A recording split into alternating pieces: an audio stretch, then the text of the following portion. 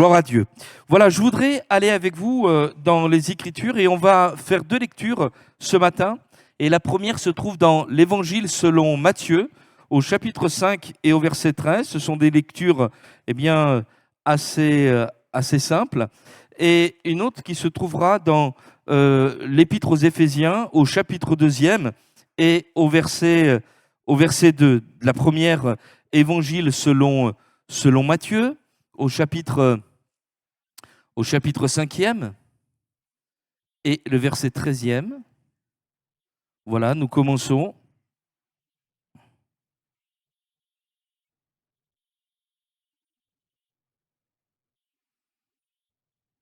Voilà.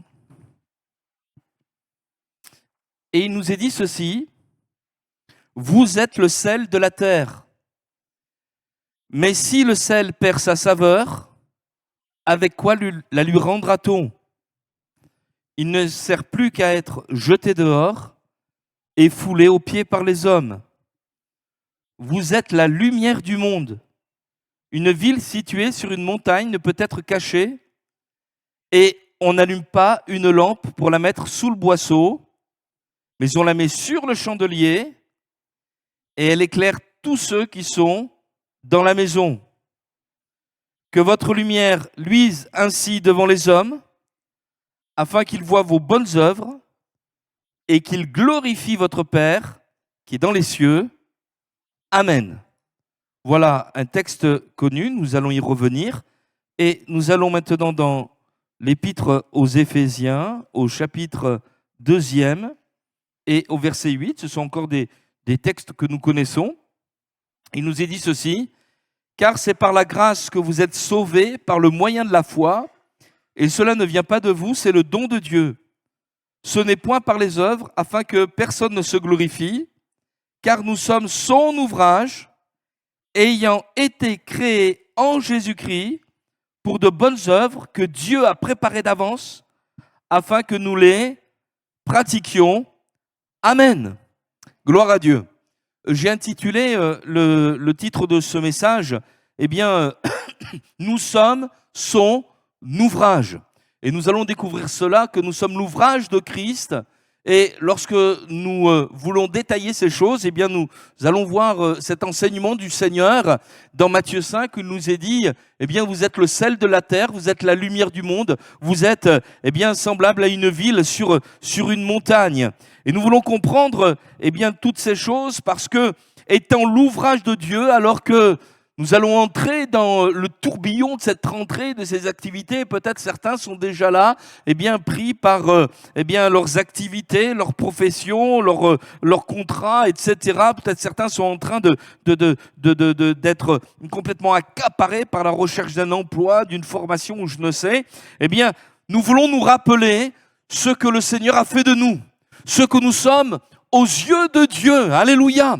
Et l'Écriture nous dit que nous sommes le sel de la terre, nous sommes la lumière du monde, comme une ville située sur une montagne. Et cela est important. Le Seigneur, et nous allons le voir ensemble, désire que nous sachions qui nous sommes afin que nous puissions comprendre et réaliser ensemble si nos projets, les projets que nous aurions façonnés, sont compatibles avec ceux que le Seigneur a façonnés pour nous également et ce que nous sommes devenus en Jésus-Christ. Vous savez que ce texte que nous venons de lire, surtout dans Matthieu 5, c'est un des discours, un des enseignements les plus importants de Jésus.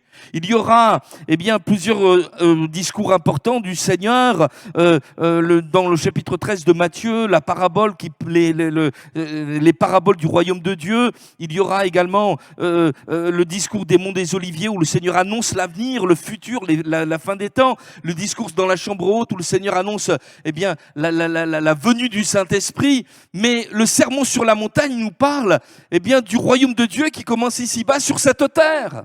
Et il nous montre comment véritablement être heureux.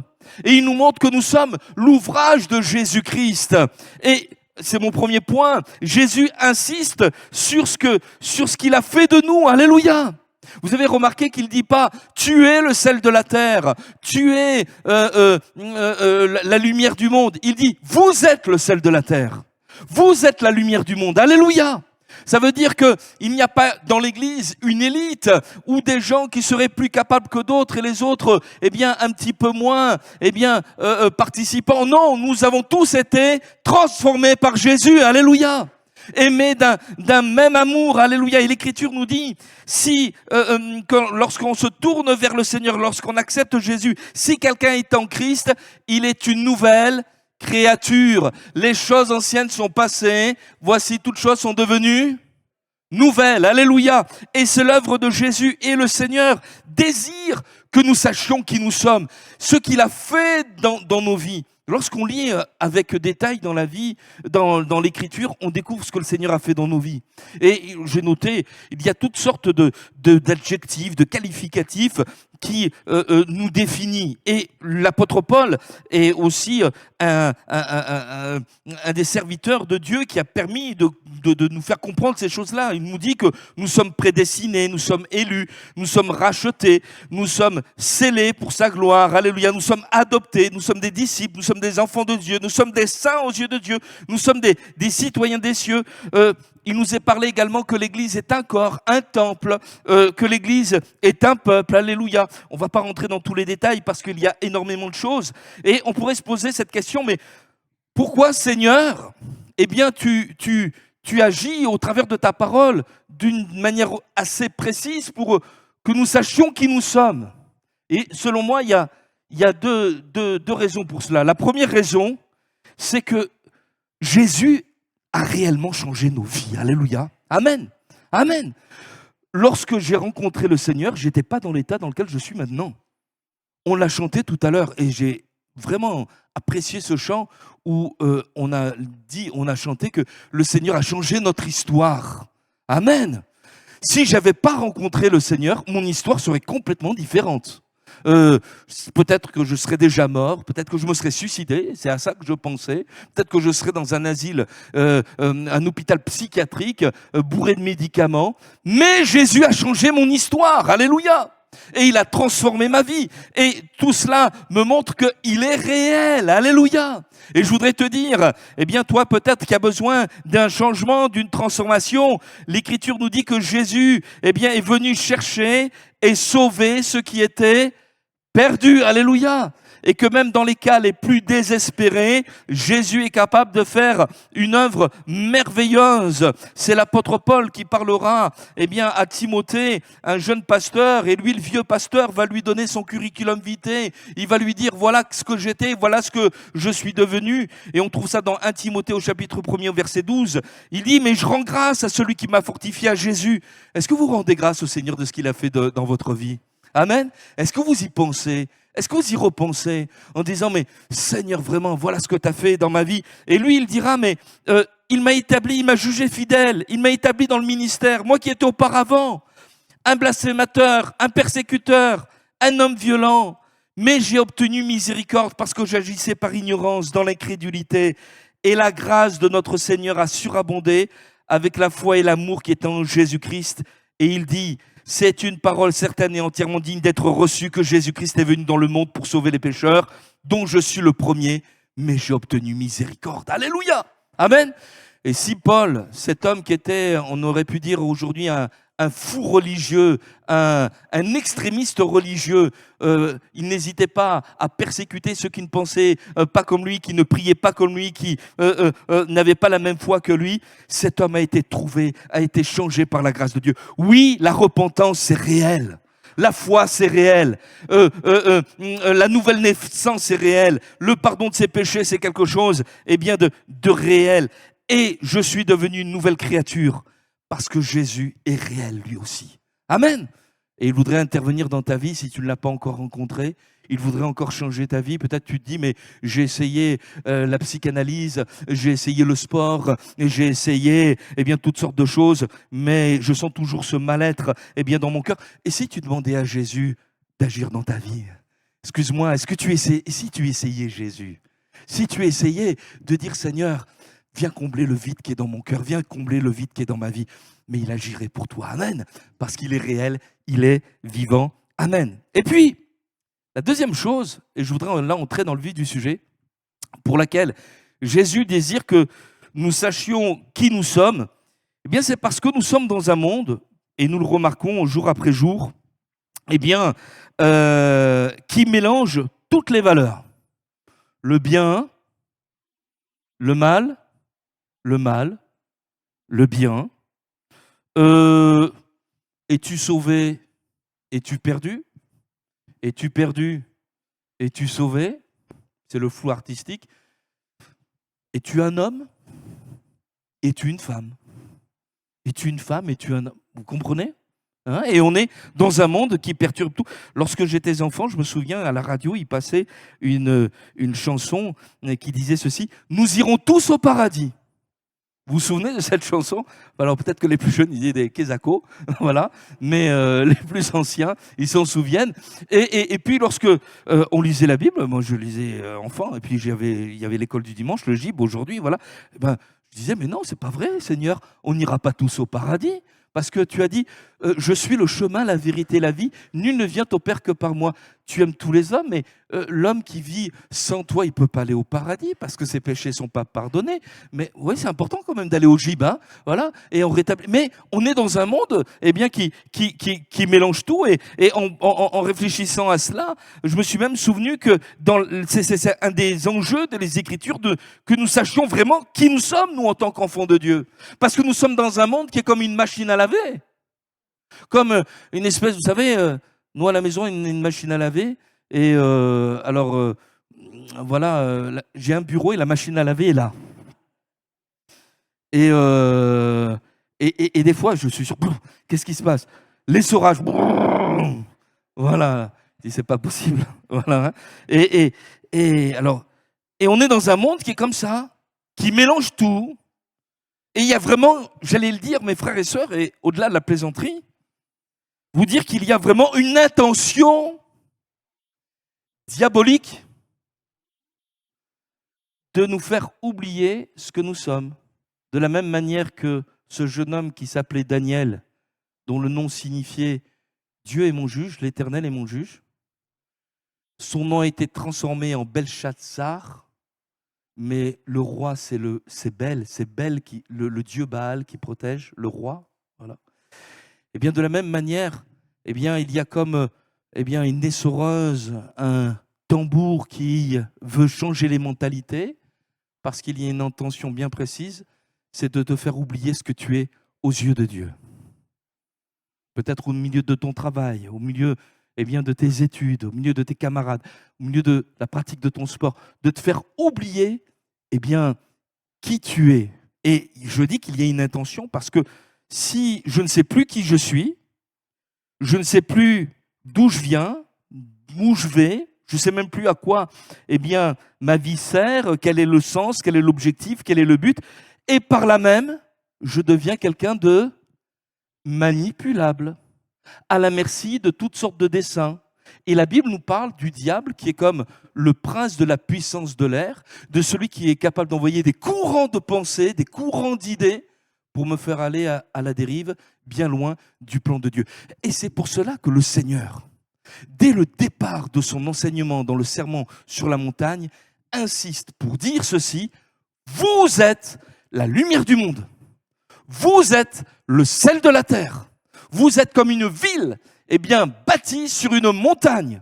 Et cela a pour but que nous soyons fermes, que nous soyons assis sur des vérités fondamentales qui constituent notre foi, et que nous puissions dire comme l'apôtre Paul, même si on est en prison, même si on est ballotté par les événements, il dira ceci, 2 Timothée, chapitre 1er, verset 12, « Je sais en qui j'ai cru ». Alléluia, pas vrai Colette? Amen. Et je vois qu'il y a des chrétiens anciens qui en ont vécu, des épreuves, des temps difficiles. Mais ils sont toujours là parce qu'ils savent qui est leur Seigneur et ils savent qu'ils sont aux yeux de Dieu. Amen. Gloire au Seigneur. Alors, le point que je voudrais aborder, le point suivant, c'est celui-ci. Vous êtes le sel de la terre. Le sel, il était en rapport direct avec l'œuvre de Jésus. Le sel, je crois que c'est pas quelque chose d'étranger. Bon, vous avez peut-être bu la tasse cet été, vous avez été à la plage, l'eau était salée, voilà. Mais plus raisonnablement, nous savons tous ce qu'est le sel. Nous en avons sur nos tables. Le sel donne de la saveur. Vous savez que le sel a été pendant des siècles, un agent de conservation. Vous le savez ça, hein, c'est pendant des siècles, on s'est servi du sel pour saler les aliments et les conserver. Donc ça, le sel conserve. Et puis le sel également, purifie. On peut se servir encore à l'heure actuelle de sel pour purifier certains éléments. Et cela correspond vraiment à l'œuvre du Seigneur, une œuvre de purification. Mes péchés ont été pardonnés par Jésus. La saveur, mais depuis que j'ai rencontré le Seigneur, amen. Mais ma vie a de la saveur, alléluia. Mais excusez-moi, c'est chouette d'être chrétien. Alléluia, mais on est heureux de marcher avec Jésus. Amen. On est une joie, mais on se réveille le matin, je me tiens dans ta présence, Seigneur. Même la nuit, Philomène, le Seigneur me garde, même quand je dors. Il me garde mon cœur dans la paix, alléluia. Mais merci Seigneur, il me protège, mais gloire à Dieu. Je n'ai pas dit tout à l'heure, mais un des téléphones qui a été volé a été retrouvé à l'autre bout de la ville. Alors merci Seigneur, alléluia, et on rend grâce à Dieu. Mais Dieu nous protège et nous garde, et il conserve envers nous sa bonté. Dans le Lévitique, au chapitre 2 et au verset 13, il nous est dit que les sacrificateurs qui apportaient les offrandes et les sacrifices devaient obligatoirement répandre du sel dessus, et c'était le signe de l'alliance, un conservateur, je vous ai dit tout à l'heure. Et Dieu veut conserver sa bonté envers nous, alléluia. Ton salut ne repose pas sur tes œuvres, sur ta bonne volonté. Ton salut repose sur Jésus-Christ, alléluia. Il se tient à la droite de la majesté divine parce qu'il est ressuscité d'entre les morts et il intercède pour toi. Et l'Écriture nous dit que rien ne peut nous séparer de l'amour de Dieu manifesté en Jésus-Christ, alléluia. Et nous comprenons une chose, c'est que nous avons besoin, de faire connaître à notre monde, cela. Notre vie, un chrétien doit avoir de la saveur. Il y a quelque temps en arrière, en préparant cela, je me suis souvenu de ce témoignage. Il y avait une chrétienne qui avait un mari qui n'était pas au Seigneur, et elle priait pour son mari afin qu'il se tourne vers Jésus. Et puis, voilà, lui témoigner. Puis un jour, il y a eu quelques petits travaux à faire dans la maison. Et dans le village où ils habitaient, il y avait d'autres chrétiens, d'autres familles. Et elle a demandé à deux frères de venir aider. Et pour elle, c'était quand même quelque chose de bien parce que son mari allait être mis au contact de chrétiens. Voilà. Et bon, ils ont fait ce qu'ils avaient à faire. Et puis à la fin, on leur a servi à boire, un petit rafraîchissement. Et ils se sont mis à parler de tout, les frères, avec ce mari-là, qui était là, de la pluie, du beau temps, du travail, de l'économie, de la politique, etc. Et puis, le mari a été appelé pour faire autre chose, un coup de téléphone, je ne sais plus. Donc, il s'est absenté et l'épouse chrétienne a regardé ses deux frères en fronçant les sourcils. Il dit, mais qu'est-ce que vous faites là? Mais à mon mari, vous lui parlez de la pluie, du beau temps, de la politique et de l'économie. Mais tout ça, il le sait. Hein, il ouvre la télé, il allume la radio, il le sait. Pourquoi vous ne lui parlez pas de Jésus? Pourquoi vous ne lui parlez pas de ce que... Alors, quand une sœur fait des remontrances à des frères, voilà.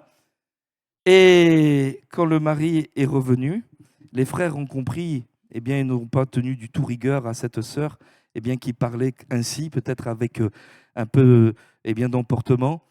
Mais ils avaient compris combien leurs paroles devaient être, comme l'Écriture le dit, assaisonnées de sel. Qu'il y ait une fraîcheur, qu'il y ait une saveur. Vous savez, quand Pierre et les autres ont comparu devant le Sanhédrin, ils ont étonné ceux qui les jugeaient. On les avait reconnus pour avoir été avec Jésus, et pourtant c'était des hommes sans instruction. Mais ce qu'ils disaient, ça avait du sens. Il n'y a sous le ciel aucun autre nom par lequel nous devions être sauvés. Et il leur parle de Jésus, il leur parle de la croix, il leur parle du pardon de leurs péchés. Et ça touche leur cœur. Ils ne parlent pas comme des théologiens, comme de grands prédicateurs. Mais il y a là du sel. Et imaginez, vous savez, Pierre, moment, on va dire à un homme qui était malade, au nom de Jésus-Christ, lève-toi et marche. Vous vous souvenez de cette déclaration? J'ai ni or ni argent. Voilà. Et ensuite, il explique tout. Mais imaginez qu'il explique les choses, l'amour de Dieu, ou le miracle du Seigneur dans une vie. Alors il y a des choses qui peuvent se passer, des phénomènes qui sont inexpliqués, inexplicables, qui sont capables de changer les vies. Nous croyons qu'il y a une force immatérielle que nos yeux ne voient pas, mais qui est... Mais qu'est-ce que c'est ça? C'est complètement mou, c'est complètement fade. Jésus est le sauveur du monde. Il a donné sa vie pour toi à la croix du Calvaire. Alléluia. Crois en Jésus, tu seras sauvé. Amen. C'est affirmatif, c'est positif et ça change et ça transforme les vies. Alléluia. Mon frère, ma sœur, peut-être as-tu perdu ta saveur? Et vous avez remarqué que si la saveur est perdue, il y a un danger grave, c'est que du sel qui ne sert à rien, on le jette. Quelque chose qui a perdu sa saveur. Mon frère, ma sœur, et si nous avions besoin de retrouver notre saveur, peut-être dans la famille, au travers des propos, peut-être au travail, alors que ce temps de rentrer est là, peut-être que il y a besoin de se poser certaines questions. Est-ce que si je suis dans tel cercle, dans telle activité, est-ce que je vais garder ma saveur ou est-ce que je ne vais pas la perdre? Seigneur, je veux rester authentique pour toi. Alléluia. Amen. J'ai besoin de toi, Seigneur, et j'ai besoin de témoigner de qui tu es, de ne pas me laisser envahir par un conformisme, mais d'être renouvelé par l'action du Saint-Esprit. Et c'est pour cela qu'on a besoin d'avoir des temps comme celui-ci, comme ce matin, mais comme les temps que nous allons organiser prochainement, pour que l'Église tout entière dise, mais Seigneur, j'ai besoin d'être ressourcé. J'ai besoin de tourner mes regards vers toi. J'ai encore besoin de dépendre de toi, que j'ai du sel en moi-même. Alléluia. Amen. Amen. Gloire à Dieu. Seigneur nous dit également, c'est mon point suivant, vous êtes la lumière du monde. Alors je bénis le Seigneur parce que ce matin, je ne sais pas si vous y avez fait attention, moi j'y ai fait attention, il y a eu un don spirituel. Oui ou non?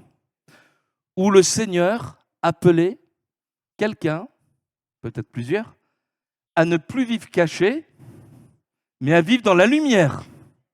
Et il y avait un frère qui était à côté de moi, Louis, qui a dit, ce don, c'est une partie de ma prédication. Ben, merci Seigneur, alléluia, comme ça sera plus court. Bon, voilà. Mais Jésus a dit ceci, je suis la lumière du monde, celui qui me suit ne marchera pas dans les ténèbres, mais il aura la lumière de la vie, alléluia. La lumière, ça nous parle de connaissance. La lumière, ça nous parle de révélation. Quand dès la nuit, quand on est dans les ténèbres, on ne distingue rien, on ne voit rien. On ne voit pas les dangers, on ne voit pas les bonnes choses, on ne voit pas les mauvaises choses. C'est l'obscurité. Ça vous est tous arrivé, ça nous est tous arrivé. Panne d'électricité, qu'est-ce que tu veux faire dans la maison? Elle est où la bougie? Maintenant, bon, on a les portables. Bon, les batteries durent ce qu'elles durent. Mais bon, voilà. Et on cherche de la lumière, absolument, pour nous éclairer. La Bible nous parle d'un homme, et vous le connaissez tous, Saul de Tarse, lorsqu'il rencontrera le Seigneur, lui qui était cet persécuteur et cet homme violent, il rencontre le Seigneur et c'est une grande lumière qui l'éblouit, le chemin de Damas, vous vous souvenez? Et Saul de Tarse devient aveugle, comme si Jésus lui montrait, tu croyais voir, mais regarde ce que tu es aveugle. Et il dira ceci, mais qui es-tu Seigneur? C'est un aveugle qui dit ça. Comprenez quelqu'un qui est dans l'ignorance. Je suis Jésus de Nazareth, que tu persécutes. Et qu'est-ce que je dois faire? On va te dire ce que tu dois faire un peu plus loin. Va, rentre à Damas, etc. Et on te dira ce que tu dois faire. Et on s'aperçoit que, Saul de Tarse était un aveugle. Et puis, on va lui rendre témoignage. Le Saint-Esprit va agir. Ses yeux vont s'ouvrir. Un miracle va même avoir lieu parce qu'il va retrouver la vue. Alléluia. Et il me semble, Patrick, qu'est-ce que tu en penses? Que personne n'a parlé de Jésus comme l'apôtre Paul. Je crois que si nous avons une connaissance au travers des Écritures de qui est le Seigneur Jésus, on doit vraiment rendre grâce au Seigneur pour l'apôtre Paul. Parce qu'il nous a décrit les Éphésiens, les Colossiens, les Philippiens, mais il l'a rencontré, Jésus, alléluia. Il n'est plus dans l'ignorance. Et je voudrais te dire ceci, le Seigneur ne veut pas que tu sois un ignorant. Pourquoi Pourquoi est-ce qu'on lit la Bible? Pourquoi est-ce qu'on donne la Bible? Pourquoi dans toutes nos réunions que nous organisons ici dans l'Église, la Bible est ouverte pour que vous soyez au courant de ce qui est écrit? Et l'effort est à faire également pour chacun d'entre nous, dans nos demeures, afin que nous ayons une connaissance. Pourquoi? L'Écriture nous dit, mon peuple périt faute de connaissance. Si tu ne sais pas qui tu es, si tu ne sais pas que tu es la lumière, que le Seigneur veut utiliser eh bien, ce qu'il a fait dans ta vie pour que tu puisses éclairer d'autres, eh bien, tu seras entraîné vers des chemins qui ne sont pas du Seigneur. Mais il y a un mandat dans ta vie, il y a un mandat dans la vie de l'Église. Vous êtes la lumière du monde. Cette connaissance que vous avez reçue, elle doit permettre d'éclairer d'autres qui sont encore dans les ténèbres. Je bénis le Seigneur de ce qu'il y ait des chrétiens qui aient prié pour moi avant de le rencontrer, qui m'aient témoigné de l'amour de Jésus. Alléluia! Et je voudrais te poser cette question. Tu te poses peut-être toutes sortes de questions par rapport à ton avenir, toutes sortes de choses, même sentimentalement parlant, etc. Mais je voudrais vraiment que tu reviennes au cœur du projet de Dieu. À quoi sert ce que le Seigneur a fait dans ta vie? Si c'est pour le tenir caché, c'est pas la volonté de Dieu, ça. Pourquoi resterais-tu toujours dans... Pourquoi te tairais-tu? Pourquoi ne ferais-tu pas briller? Je vais vous donner un témoignage qui n'est pas tellement en ma faveur. On a eu de bonnes vacances. Alors bon, il y a quelque chose de positif qui nous est arrivé. On était dans cette chapelle Sixtine, vous la connaissez. Et là, je la décrivais aux enfants. Et puis, il y a un monsieur qui est venu, un jeune. Et j'ai pu lui parler de Jésus dans la chapelle Sixtine. Alors j'ai béni le Seigneur, alléluia. Mais quelques jours plus tard, on a rencontré une famille dans un lieu particulier. On a pu avoir un échange, on a pu même, ils étaient un petit peu dans l'embarras, on a pu les aider. Et j'ai eu cette pensée, il faut que je leur parle de toi, Seigneur. Mais comme on venait de les aider, je me suis dit, quand même, Emmanuel, c'est comme si tu profitais d'une situation de détresse pour imposer un petit peu ta foi, quoi. Mais en y réfléchissant, et un peu plus tard, et en préparant même cette prédication, je me suis dit, mais ça, c'est un raisonnement, Emmanuel, qui est complètement humain. C'est pas du tout spirituel. Parce que tu crois que tu es orgueilleux lorsque tu vas parler de Jésus. Mais enfin, la lumière, elle éclaire. Connaissance, ok. La lumière, elle chasse les ténèbres. L'autorité, Jésus, c'est l'autorité qui chasse les ténèbres. Quand il y a un animal sauvage ou quelqu'un, ou même un voleur, pour le faire partir, les assureurs vous disent, mettez une lumière automatique. Dès que c'est éclairé, voilà, ça fait 90%, ça fait fuir le voleur, vous voyez. Donc la lumière, elle chasse le danger. Mais la lumière, quand vous allumez un feu, ce feu, il vous réchauffe. Et ce feu, cette lumière, ça me parle d'amour qui touche mon cœur. Vous savez, comme quand tu as froid, alors c'est pas d'actualité, hein, mais que tu te réchauffes ou qu'une parole te fait du bien. Mais l'amour, il n'est pas orgueilleux. Et je me suis dit, mais tu aurais parlé de Jésus, tu n'aurais pas été orgueilleux de parler de Jésus. Tu aurais eu compassion. Et je voudrais vous dire ceci, on s'attend d'un chrétien qu'il rayonne. On s'attend d'un chrétien qu'il fasse briller la lumière de Jésus-Christ. Mes enfants m'ont dit, mais on croyait que tu lui avais parlé. Ouais, mais je me mets à leur place. Et ouais, on croyait que tu allais le faire. Et alors j'ai dit, écoutez, on va aller sur Facebook. J'ai pas Facebook. Hein. On va essayer de rechercher cette famille. Je dis, pardon Seigneur, mais quelle leçon? Et c'est pour ça ce don spirituel m'a parlé ce matin.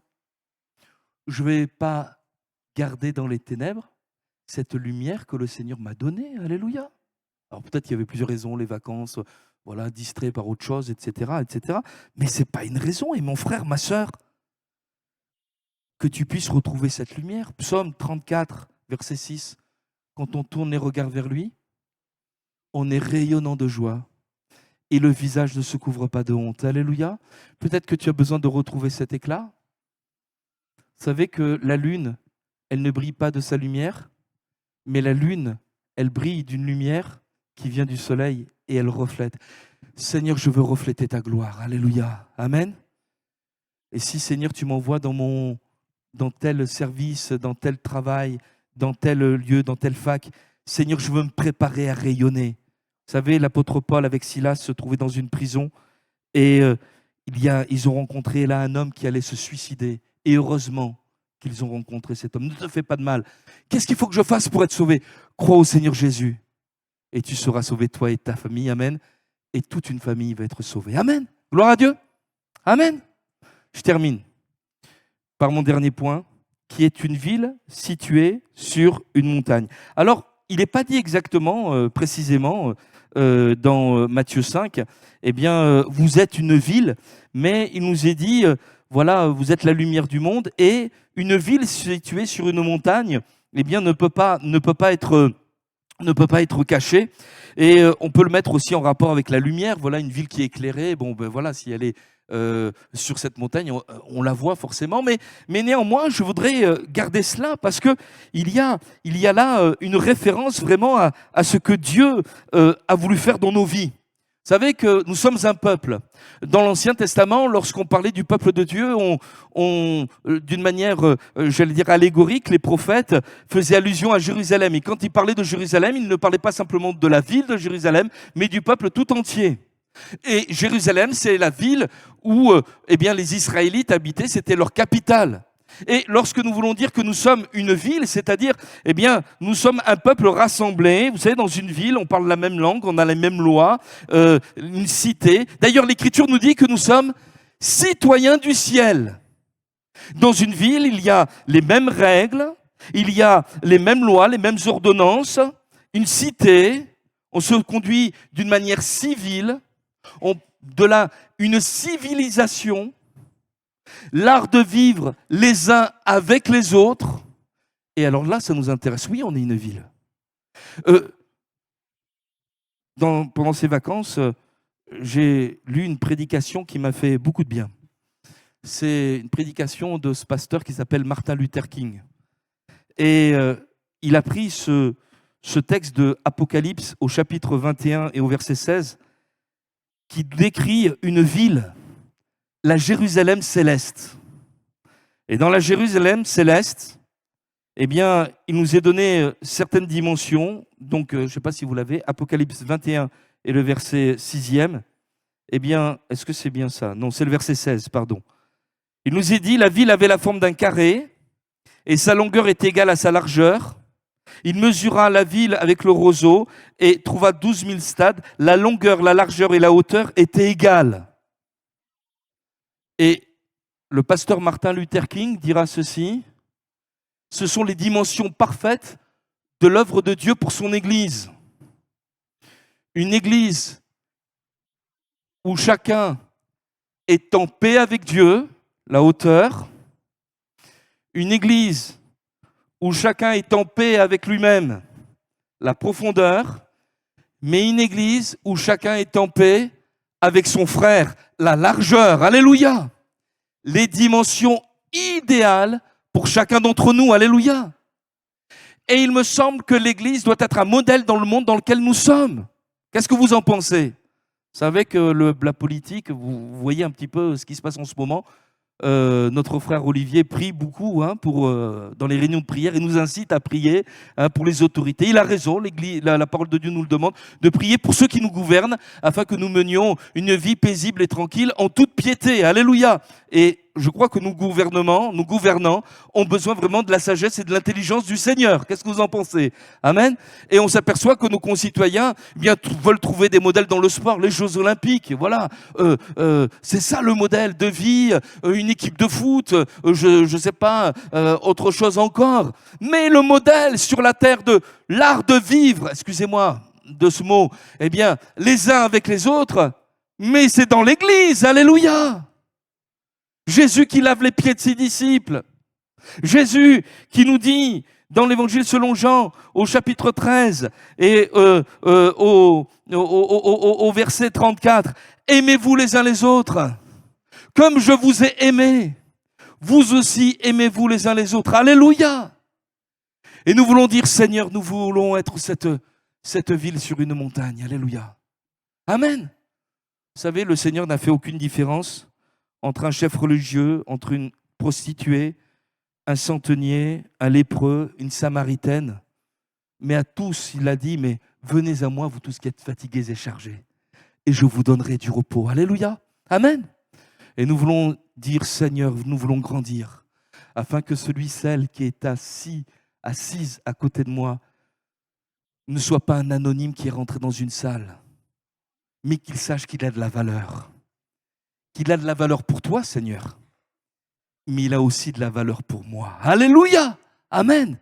Et que nous puissions être cette ville, dans qui parle. Alors, voilà, je termine. Le sel de la terre, la lumière du monde, une ville située sur une montagne. Voilà, plusieurs points qui définissent notre identité. As-tu besoin de retrouver ta saveur? Retourne au pied du Maître. Alléluia. Retourne au pied du Maître. Mange à nouveau le sel du palais. Retrouve cette communion. Retrouve la parole de Dieu et du sel en toi-même. Ça va revenir dans la présence de Dieu. Et garde-tu cette lumière cachée, mais change d'attitude. Et si tu as peur de briller, mais tourne tes regards vers lui. Mets-toi à dépendre de Jésus. Alléluia. Vous savez que le Seigneur est même capable de susciter des épreuves dans nos vies, même dans notre lieu de travail, pour que dans notre lieu de travail, sur notre lieu de travail, nous puissions chercher le secours auprès de lui et que, les autres voyant que, mais tu brilles, tu as une foi, tu as une confiance, une assurance, d'où ça vient? Et ça me vient parce que je place ma confiance dans le Seigneur. Je dépends de Jésus. Alléluia, amen. Gloire à Dieu. N'aie pas peur de briller. Et puis, en terminant en disant que nous sommes cette ville située sur une montagne. Amen. Amen. Et que nous puissions avoir ces dimensions parfaites. Seigneur, je suis en paix avec toi. Je suis en paix aussi avec moi-même. Bonne conscience. Mais je veux être en paix avec mon frère et ma sœur. Alléluia. Vous voulez bien qu'on prie le Seigneur quelques instants? Seigneur, nous te louons, nous te bénissons. Merci pour ta grâce, ton amour. Et je veux te demander, Seigneur, de bénir tes enfants. Et Seigneur, dans ce temps de rentrée où tu nous fais du bien, merci pour ce culte, ces dons spirituels. Seigneur, ces chants, ces temps d'adoration, de visitation, combien nous sommes heureux de t'appartenir. Seigneur, voulons nous souvenir de ce que tu as voulu que nous soyons. Et Seigneur, tous ensemble, le sel, la lumière, une ville.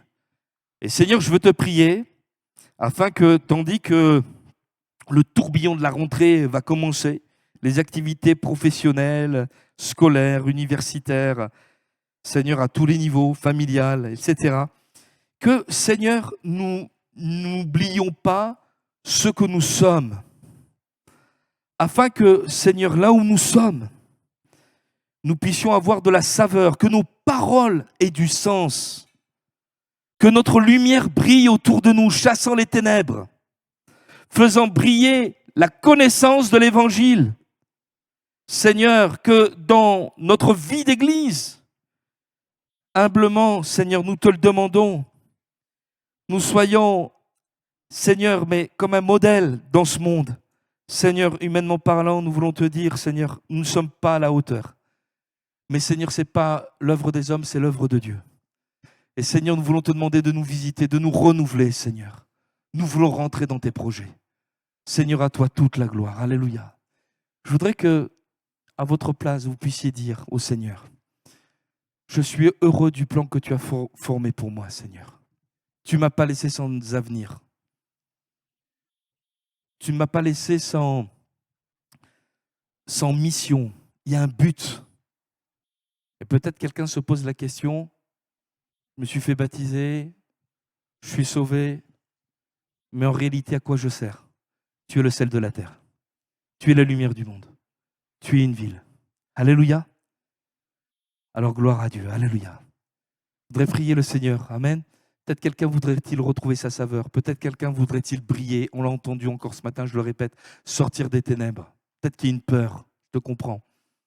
Mais le Seigneur va t'assister. Alléluia. Afin que tu n'aies pas peur. Peut-être t'engager davantage dans l'Église. Alors celui, celle qui veut que l'on prie pour lui, qui veut faire des progrès avec le Seigneur. Voilà, il y a des mains qui se lèvent. Ben, levez votre main, on va prier ensemble. Amen. Gloire à Dieu. Voilà, il y a plusieurs qui veulent. Amen. Gloire à toi, Seigneur. À toi la gloire, Jésus. Amen. Seigneur, nous te rendons grâce, nous te louons. Et Seigneur, je veux te demander, Seigneur, de bénir, Seigneur, notre Église, nous-mêmes, chacun d'entre nous. Seigneur, c'est pas émotionnel, c'est spirituel ce qui se passe ce matin.